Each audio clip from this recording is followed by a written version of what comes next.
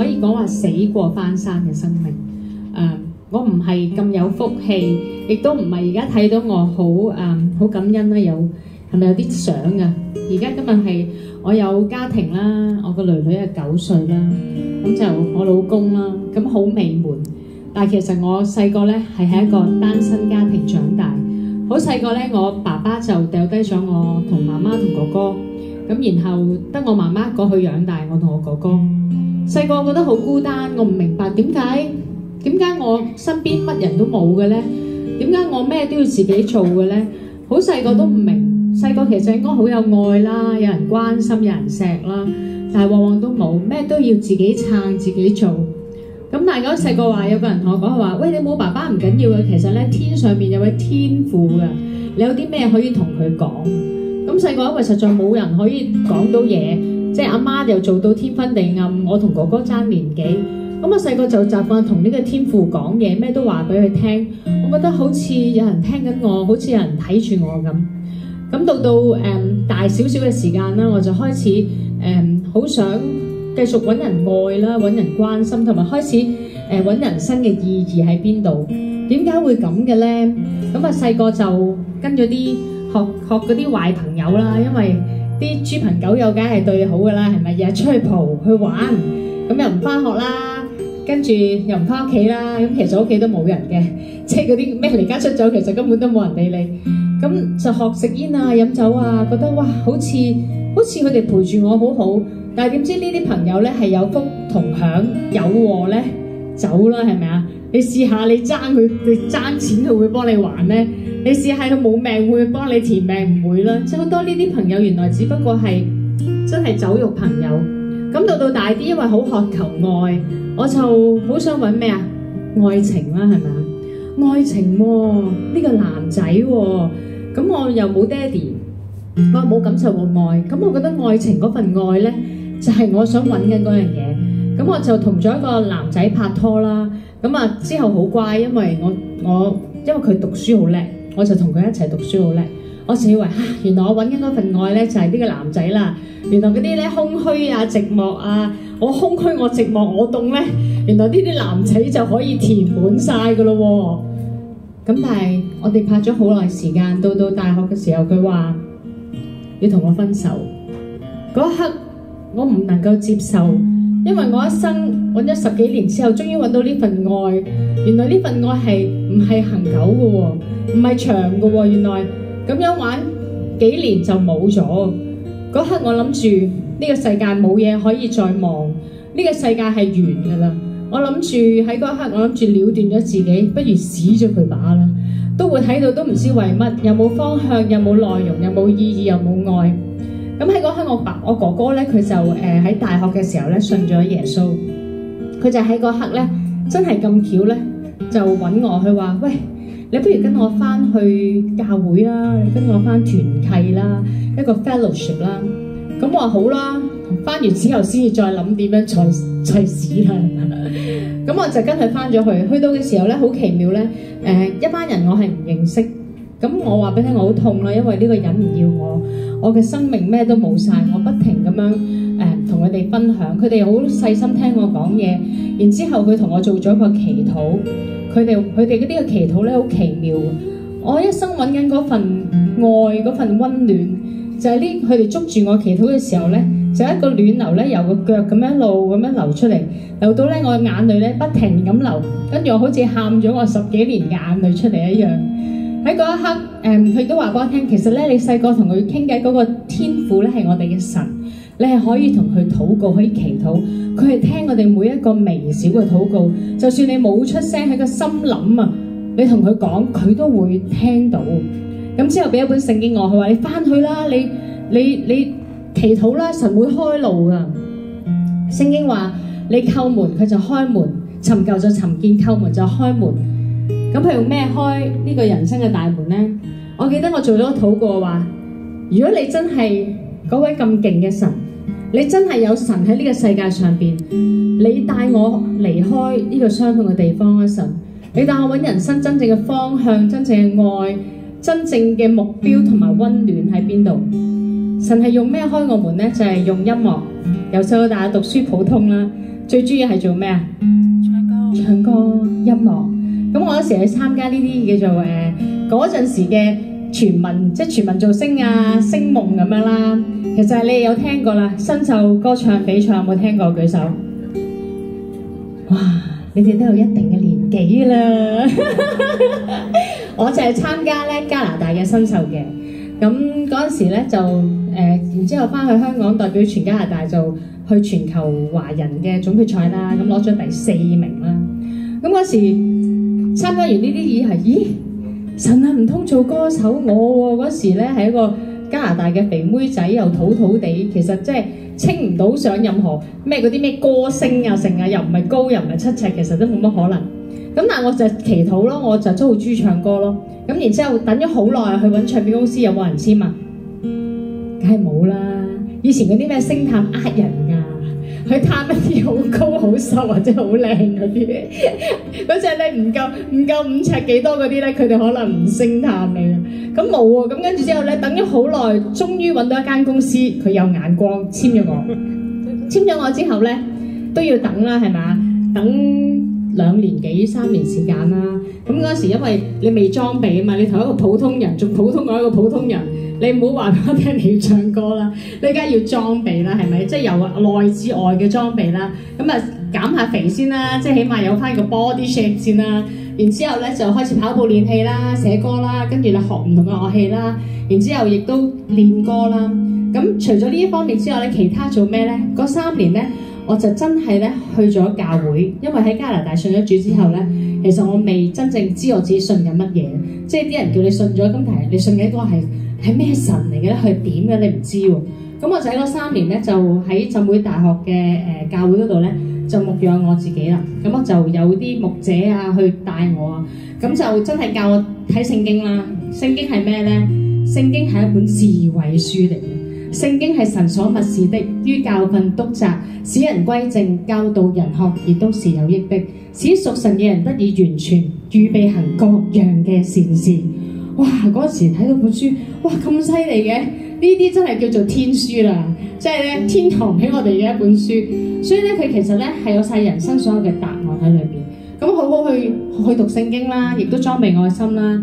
然之後3年之後咧，亦都受一浸成為一個基督徒。3年之後，我真係有機會出碟，出第一隻歌。咁嗰第一隻歌咧，我真係冇諗過，一出咧，哇，大受歡迎喎。因為嗰陣時咧，開始咧興一啲實力派，我嘅時間嚟啦，終於唔係嗰啲好靚啊高手嘅實力派。咁咧就到我嘅時間就嗰時開始接受一啲真係唱歌啦。咁我就第一隻歌唔知大家有冇聽過？唱少少俾你聽好唔好啊？嗰隻歌點解會咁有威力好唔好啊？好唔好啊？呢隻歌叫做負擔不起，清唱啊，冇音樂嘅其實。嚟咯喎。At the end of the day， 我最需要的是你，不是誰，無能力失去你，像塊枯死，如像缺氧我負擔不起。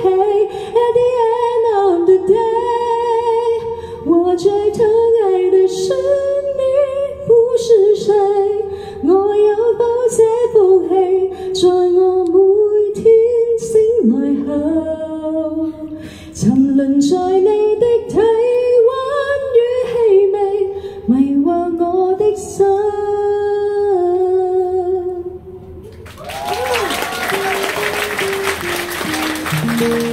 就係呢個 At the end of the day， 負擔不起。哇！呢隻歌一出嘅時候，個個都去卡拉 OK 挑戰呢隻歌。喺嗰啲卡拉 OK 房你經過咧 ，At the end of the day， 哇！個個咧都擘大喉嚨去挑戰啦。咁啊，我就成為一個咧好技術即係技巧性嘅歌手。咁亦都俾我咧好感恩咧，短短出道2年咧，可以出5張專輯啦，亦都買到嗰啲咩白金啊、咩雙白金啊，仲要係第一個啊，暫時都仲係第一個女新人係最快去到紅館開我嘅個人演唱會。係啊，女仔係我啦，男仔係側田嘅，暫時都係最短時間，即係唔夠2年就可以去開紅館。哇，係咪好奇妙啊？我真係覺得好奇妙啊！我一不停去祈禱嘅時候咧，即係佢哋話我靠着那加給我力量的，凡事都能做啊！哇，真係勁喎！可以做歌手，仲可以開紅館。我仲記得嗰陣時咧，等嗰3年咧係最慘嘅，等啊嘛！啲人而家安慰你，唉，係咁噶啦，等係咁噶啦，唔緊要啦。佢仲俾咗個經文我，佢話上帝咧為愛佢嘅人預備嘅咧係眼睛未能看見，耳朵未能聽見，人心都未能測到。我心諗，梗係睇唔到聽唔到啦，梗係測唔到，等咗3年喎，你等下係咪啊？我點諗過會係咁樣嘅咧？但係原來我冇諗過，但係原來上帝一早都知道。我冇諗過出嚟嘅時候，一出道等3年，我可以有咁嘅成績。我記得我企喺紅館嘅時候咧，嗰時仲係20幾歲啦。我話哇！真係神你好勁啊！你可以將冇可能嘅變成可能啊！在人不能，但係在神卻不然，因為在神嘅係凡事都能。哇！真係凡事都能喎！一個肥妹仔可以由加拿大翻到香港，仲要普通嘅普通，又乜嘢都冇，淨係得把聲，可以開紅館，仲要買到咧，真係好犀利！嗰時候真係哇！哈利路亞，企喺個台度，但係冇諗過，我冇諗過咧，即係。神冇應許你天色常藍，但係亦都唔係咁快要雷雨㗎，即係暴雨，好似啱啱嚟嗰個華加沙一樣啊！即係好快，短咧，我開完紅館唔夠半年咧，就哇呢個大嘅超颱風嚟到啦！點解咧？因為你開始有人氣啦，你開始紅啦嘛，係咪嗰陣時覺得？咁你就會有好多嘅新聞啊，有好嘅、唔好嘅、真嘅、假嘅。全部都加晒你身上，即係嗰啲新聞話咩咧？唉，人紅就囂噶啦，跟住咧佢又黑人憎啦，得好多呢啲罪名。其實所有嘢都唔係真嘅，咁但係嗰陣時冇而家可以喺個網度我自己講翻先係嘛？你唔會去 check 下係咪真噶嘛？人哋報紙賣乜就信噶啦，冇得反駁噶喎，因為你係由第三者轉達。咁嗰時咩都食晒，咩都冇得再講嘅時候，個個就覺得係啦，關心妍咧，佢真係人紅咧就囂啦，佢一定係一個好乞人憎嘅人啦，佢又點樣？咁好多人咧慢慢就相信嘅，人言可畏，尤其是呢啲咧最衰嘅嘢咧，人就會信晒，係咪啊？咁啊將我嘅事業咧由一個紅館嘣，短喺半年9個月之間咧打到落去谷底，可以完全係有一個好多嘢做嘅歌手，嘣一聲變成一個失業嘅歌手。哇！失業嘅歌手喎，即係如果唔係喺咁短時間，可能你慢慢失業，好容易啲接受係咪啊？但係今日我喺呢度，第2日跌咗落去地獄，我接受唔到，我唔明白。嗰時我問神啊，點解會咁㗎？如果你唔想我紅，其實你唔好擺我上去啊！其實你嘅心意係點解咧？點解要咁做咧？咁喺嗰段時間，我冇自暴自棄，我亦都冇了斷自己，因為3年之前我喺邊度裝備過我嘅心啊？大學喺教會啊，預備行各樣嘅善事係咪啊？我係去做善事喎，我記得聖經係咁教我哋喎。跟住我喺度諗點算呢？每日坐喺屋企喊完，希望第2日有人揾我做嘢，但喊完都冇人揾我做嘢。於是喺嗰段好艱難嘅時間，我真係祈禱啦。神話我嘅恩典係夠你用，我嘅能力咧喺人嘅軟弱上面咧先至顯得完全。佢話你將一切嘅憂慮交俾我，我會顧念你，你唔使驚。我神啊，我知唔使驚，但我都仲係好驚，咁點算？喺嗰段時間咧，我好感恩真係有天使嚟到我嘅身邊。佢係邊個咧？佢就係今日同我一齊嘅 Eternity 啦。嗰陣時咧，喺我人生嘅最低谷嘅時候咧，就係講完歌，佢就揾我，佢話不如你跟我去，你冇嘢做啊，不如跟我哋去做義工啦，跟我哋去服侍啦。咁我心諗好咯，好過好似坐屋企一個廢人一樣冇用咁啦。咁我就開始跟佢哋去服侍。咁我就喺聖經睇到耶穌嚟呢個世界上邊，佢係去愛啦，去分享啦，去服侍啦。佢去醫治啦，去安慰啦，咁我就效法耶穌做啲乜嘢，我就用我歌手嘅僅有嘅知名度同埋歌聲去做啲乜嘢，跟住我就跟佢去醫院探訪啦，去到第三世界啦，去監獄啦，去到唔同嘅慈善機構啦、教會啦一路去做，咁當我去做嘅時候呢，我其實係每一個俾我幫嘅人鼓勵翻我企翻起身，話俾我聽原來我唔係冇用㗎，話俾我聽我唔係一嚿垃圾，神係唔會做垃圾㗎。原來你覺得自己幾冇用都好，你都有能力去愛，你都有能力去幫人，係冇人可以阻止到你。咁於是呢，我就一路去做。我記得我第一次去做分享啦，就好似喺呢啲即係好似咁大到再大少少，就係一個年青人嘅音樂營。我記得佢叫我去鼓勵啲年青人做音樂。嗰段時候係我最 down 嘅時候，咁我就嗰陣時我話唱咩歌好啊？咁我話近排我因為嗰陣時啱啱沙士完咗1年多啲。咁我記得有首歌叫做《愛是不保留》，我話好感動呢隻歌，我覺得陳婉文醫生咧真係好偉大啊！跟住我就話不如我就唱呢隻歌啦。咁我嗰次係第一次唱呢隻歌，我係聽過1、2次喺個電影嗰度。